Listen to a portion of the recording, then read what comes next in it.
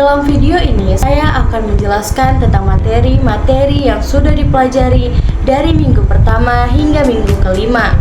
Langsung saja kita masuk ke videonya.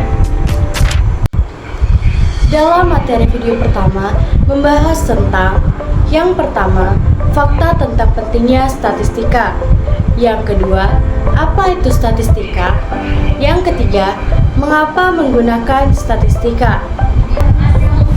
Statistika lebih ringan apabila kita kembalikan pada konteks kehidupan nyata sehari-hari.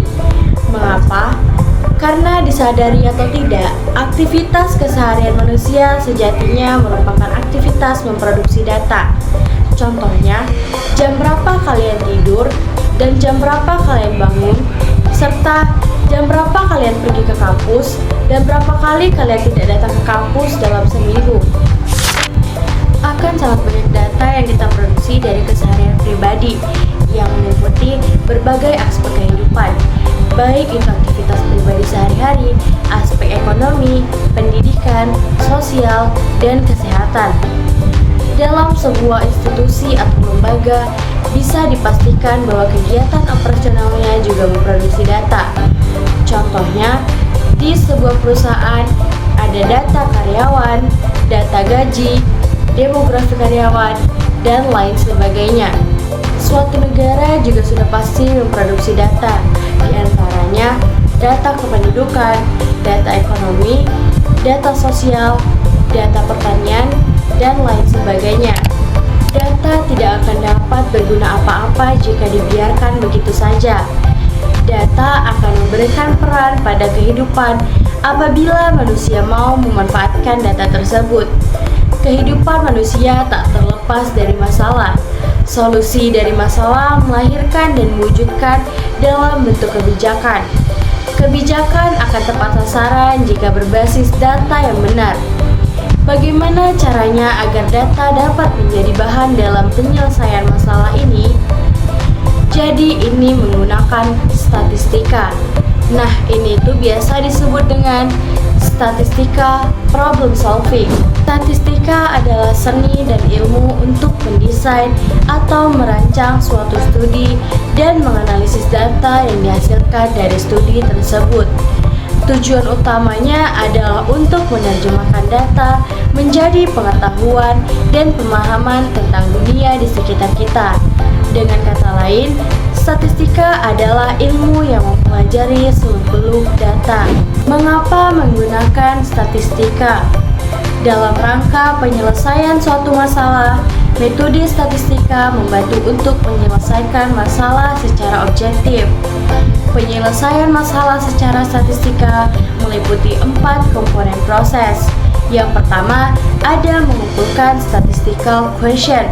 Yang kedua, mengumpulkan data. Yang ketiga, menganalisis data. Dan yang keempat, menginterpresentasikan hasil analisis data.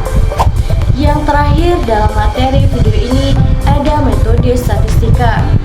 Metode statistika berperan dalam 3 hal penting. Yang pertama, mendesain strategi penyelesaian masalah meliputi penentuan dan tujuan studi dan bagaimana mengumpulkan data untuk menjawab tujuan tersebut. Yang kedua, mendeskripsikan data dengan cara meringkas dan menganalisis data yang pernah diperoleh.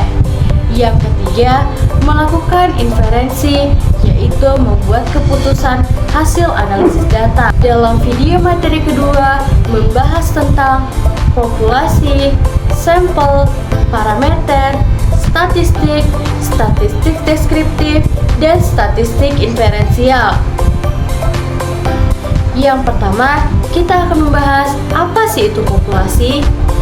Populasi adalah seluruh elemen yang akan kita teliti. Misalnya dalam quick count, yaitu seluruh TPS se-Indonesia. Selanjutnya, apa sih itu sampel? Sampel adalah bagian dari populasi yang diambil untuk dianalisis. Misalnya dalam quick count, yaitu sebagian TPS se-Indonesia yang dicatat perolehan suaranya. Lalu ada parameter. Parameter merupakan karakteristik numerik dari populasi. Misalnya, proporsi suara masing-masing kandidat hasil perhitungan KPU. Yang terakhir, statistik. Statistik adalah karakteristik numerik dari sampel, misalnya proporsi suara masing-masing kandidat hasil quick count. Statistik ini merupakan penduga bagi parameter statistik deskriptif dan statistik inferensial. Statistik deskriptif adalah bagian dari statistik yang digunakan untuk menggambarkan dan menyajikan data apa adanya, misalnya lewat tabel grafik atau ukuran seperti rata-rata dan median. Tujuannya supaya data lebih mudah dipahami tanpa harus menarik kesimpulan yang lebih luas. Sementara, statistika inferensial digunakan untuk menganalisis data sampel dan membuat kesimpulan tentang populasi. Dengan kata lain, dari sebagian data yang dikumpulkan, kita bisa memperkirakan atau menguji dugaan terhadap keseluruhan populasi. Dalam materi video ketiga, membahas tentang pengertian peubah dan skala pengukuran peubah, jenis-jenis peubah, data dan metode pengumpulan data. Peubah didefinisikan sebagai karakteristik dari objek yang diamati. Contohnya, umur, jenis kelamin, pekerjaan, berat badan, tinggi badan, pendidikan, dan lain-lain. Peubah-peubah ini memiliki jenis skala pengukuran yang berbeda. Adapun skala pengukuran peubah yaitu yang pertama, ada nominal. Nominal hanya digunakan untuk membedakan kategori tanpa urutan. Contohnya, jenis kelamin, jurusan, warna, dan agama. Yang kedua, ordinal. Ordinal yaitu data yang memiliki urutan atau tingkatan, tapi jarak antar tingkat belum tentu sama. Contohnya, tingkat kepuasan dan peringkat lomba. Yang ketiga, ada interval, yaitu data bisa dibutuhkan dan jarak antar nilai sama, tapi tidak punya nol mutlak. Contohnya, suhu dalam Celcius. Yang keempat dan yang terakhir ada rasio. Rasio yaitu data punya urutan jarak antar nilai sama dan punya nilai nol mutlak. Contohnya, berat badan, pendapatan, umur, dan lain-lain. Selanjutnya, tipe peubah berdasarkan skala pengukuran. Tipe peubah terbagi menjadi dua. Yang pertama, ada kategori, dan yang kedua, ada numerik. Yang termasuk ke dalam kategori adalah nominal dan ordinal. Dan yang termasuk ke dalam numerik adalah interval dan rasio. Data adalah sekumpulan fakta, angka, atau informasi yang diperoleh dari hasil pengamatan terhadap suatu objek atau fenomena. Ada 3 macam cara pengumpulan data.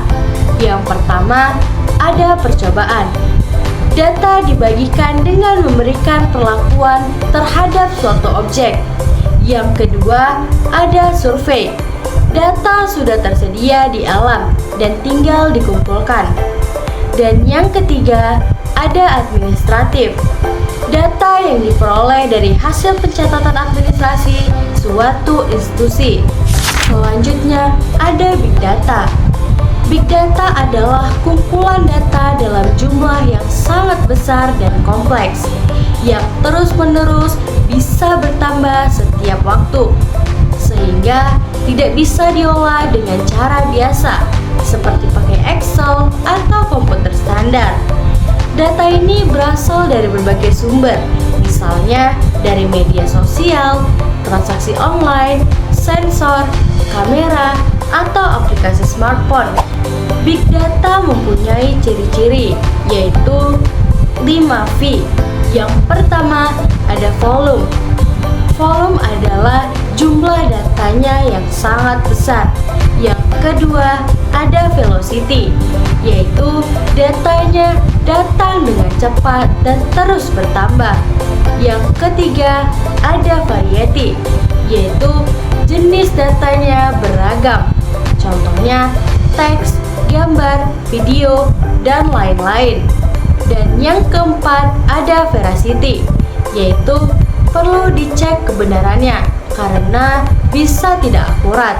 Dan yang kelima ada value, yaitu data punya nilai dan bisa dimanfaatkan untuk keputusan. Baiklah, itu tadi adalah materi-materi yang sudah dipelajari dari pertemuan pertama hingga pertemuan kelima.